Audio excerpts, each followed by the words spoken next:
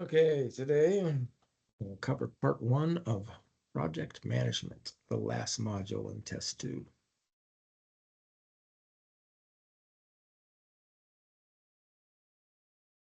Perform project management activities. So project management and supply management are both closely related. They both deal with projects. Just supply management deals with much simpler projects. Supply management professionals will manage many small projects to implement improvements to the supply chain. And project management professionals will almost always need the supply chain management input to help complete their projects. So supply management is usually a part of larger projects, but they don't run them. They're usually run by project management professionals. Supply management will run smaller projects. So a couple of different ways you can organize things. Get a functional structure, which most people use. So project team members remain assigned to the functional areas, accounting, engineering, purchasing, and their team membership for the project is an additional duty. Most companies will do it this way. But in more project-oriented businesses, you might have a matrix organization where project team members are assigned part-time to the project, and the project manager may be assigned to the project full-time or part-time. The project manager in this instance will have some say in the project team members' annual reviews. And then you've got a projectized structure, which is a structure where members are assigned full-time to a project. So this is usually like defense contractors building submarines and stuff like that. Team members are relieved of their duties from any functional departments, and they're assigned to the project. And the project manager is basically the one that writes their reviews. So here's the project life cycle. You got phase 1, which is initiate, phase 2, which is plan, phase 3, which is execute, phase 4, monitor and control, and phase 5, close the project. And each project phase ends with the deliverable.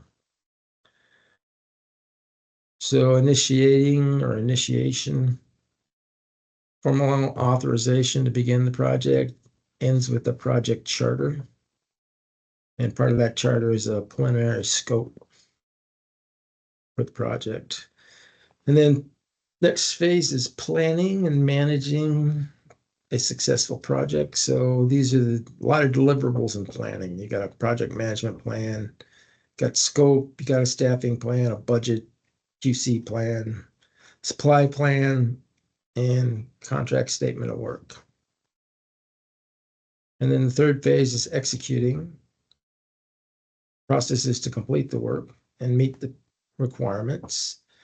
You have to update plans, implement changes. Some companies will do team performance assessments, most don't. Project-specific deliverables, supplier proposals. There's a lot what goes on in executing. You get the RFPs back from the suppliers. And then contract, pick a winner. Then you got monitoring and control. Performance reports, are you on time? Updating your supply management plan. You've already picked a supplier here and you're monitoring to make sure that they're staying on track. And then you're monitoring the contract that you negotiated and executing phase with the supplier. And then in closing, you terminate the contract or you're terminating the project.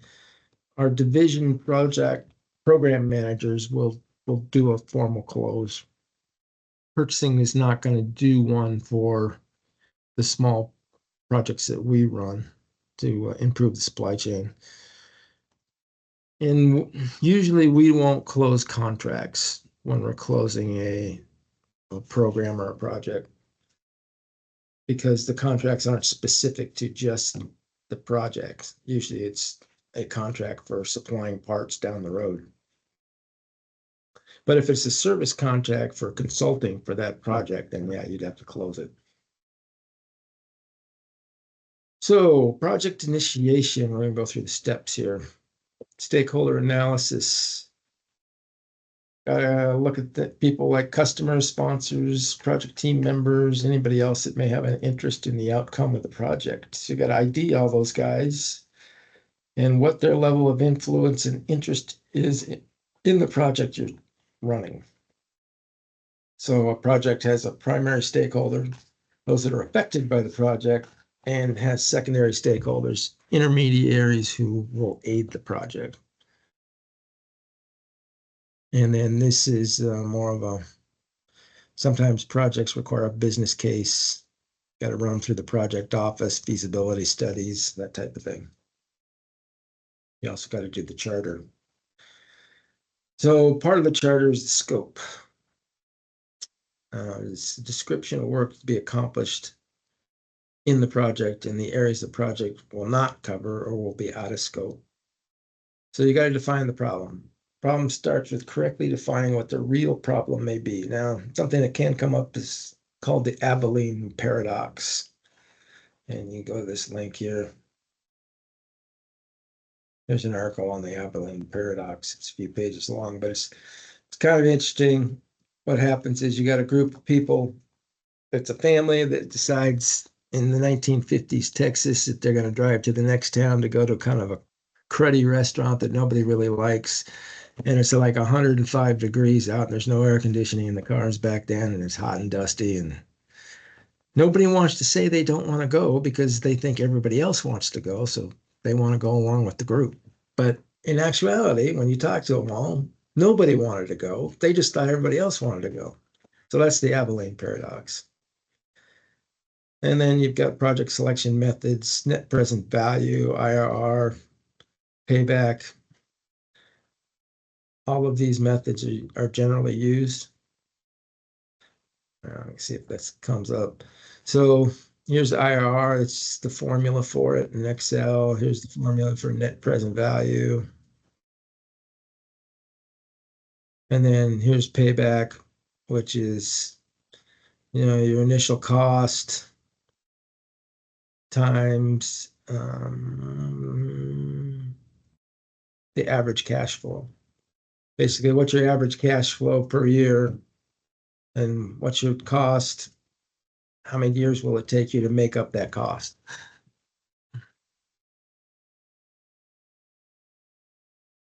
Then you've got the project charter. Formally authorizes the project, designates the project manager and team, and commits resources. So project charter approval process, each company has their own, conducted as a result of the project alternative analysis and project selection process. So project alternative analysis is the evaluation of the different choices available to achieve a particular project objective. It is an analytical comparison of different factors like risk, costs, effectiveness, etc. And it's conducted prior to the project approval process. So you want to look at all the options you have of getting to where you want to go or the objective of the project. And the project charter is issued by the project sponsor, and this is a PACCAR version of a project charter. We don't usually require a business case. That's usually in product management. But some companies will require it in project management. And then the next phase is, that's the initiation phase. Now we're into the project planning phase. These processes define the project objectives and plan the course you're going to take to get to those objectives. It's within the project scope. So project scope is a description of work to be accomplished. And this is going to be written by the team members. You're also going to have what's out of scope. You're also going to define team member roles and responsibilities using what ISM calls a RAM, or a responsibility assignment matrix. It says what team members to specific sections of the project work breakdown structure they're going to do. At PACCAR, we call it a RASIC, the responsible, approved, support, inform, consulted. And then you've got budget development. Work breakdown structures broken down by category and budgeted. So this is a RASIC we use at PACCAR. There's your list here, and you list out who the people are and what they're going to do. And then this is a work breakdown structure. So this project is broken down into 4 major tasks. And each of these major tasks has a task assigned to it. And then there's subtasks to the tasks, and they get, so this is 1.0, 1.1, 1.2, 1.3, and then you drop down from 2.3 to 2.3.1 to 2.3.2, etc. That's work breakdown structure. Kepner-Tregoe analysis. Defined as a systematic procedure developed to apply critical thinking for solving problems. So here's their approach. What is the current environment? Why did the problem happen? Is the next step. And then decision analysis. What courses of action do we need or do we have? And then potential problem opportunity analysis. What lies ahead? So those 4 steps are part of Kepner-Tregoe. This is step 1 down here, the situational analysis. List threats and opportunities, separate and clarify concerns, consider serious urgency, determine needs, and what help you're going to need. A couple of articles, they're a little bit lengthy, but they talk about Kepner-Tregoe. Other brainstorming techniques, the fishbone cause effect diagram, 6 Sigma tool.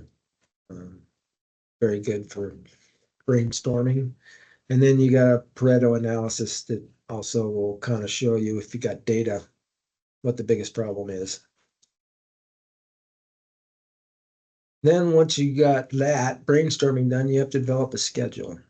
Time phase plan for performing the activities of the project. You got a critical path, which is the set of tasks that cannot be delayed without delaying the entire project. So there's numerous tasks, but they all don't have to be done in order. Some of them can be done concurrently. Some of them can wait, or you can wait to do it and it won't affect the timeline of the task or timeline of the project. So there's critical path method, which is based on algorithms. The shortest necessary path of planned activities to the end of the project. That's the critical path. And the earliest and latest that each activity can start and finish without making the project longer. That's what the critical path is all about. And then you've got resource loading, planning resources according to the project schedule. Microsoft Project does a lot of this stuff for you. But when purchasing is running the smaller projects just to improve the supply chain, that's usually overkill. All purchasing really works with is a milestone, list of milestones. Risk analysis, various techniques such as earned value management, schedule analysis, and budget analysis to identify and control risks. You're trying to understand possible project failure risks and meet with stakeholders to identify risk, and then you run some scenario analysis. And then you just need some kind of formal written risk matrix. It says what is the risk, what's the probability, what are the consequences, and what are the mitigation actions. All right, consider the following steps in project management process. Here's your 5 phases of project management. They're not in order though. So, which of the following options describes the appropriate sequence from first to last of these steps? So, what you want to do is find the one that you know is the beginning, which has got to be initiation.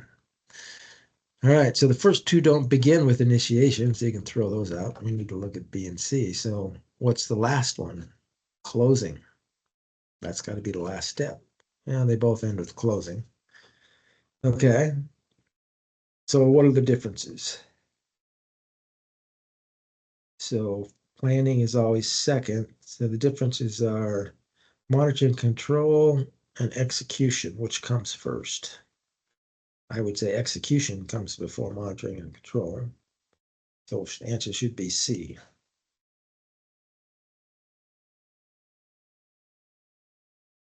And C it is. All right, there's 7 questions out there. Do the first 7 questions. And we will pick up this tomorrow. But do the questions, raise your hand when you're done. And I will go over the answers.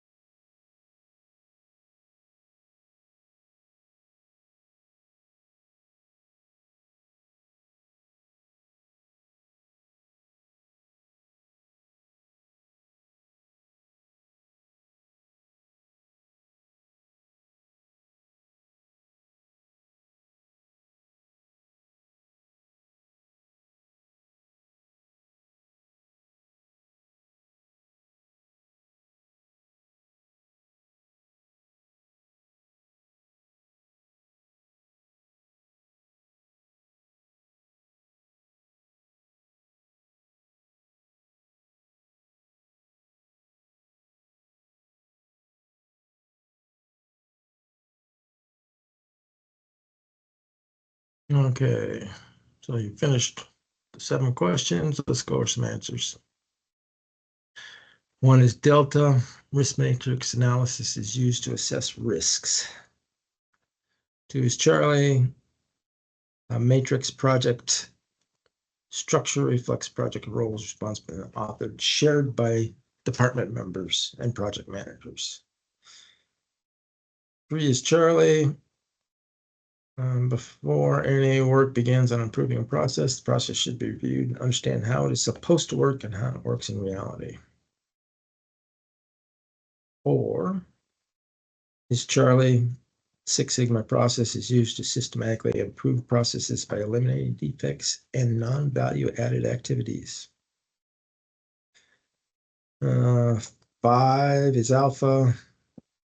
Fox-Jenkins model is a forecasting model, not a problem-solving model. You're looking for an accept there. And 6 is Delta. As a SWOT analysis is a strategic planning approach to assessing an organization's strengths, weaknesses, opportunities. More related to organizational than to a product line. And 7 is Delta. The first step in success product management to identify stakeholders that can become involved and the remaining steps to completion. All right, so tomorrow we will finish up with project management.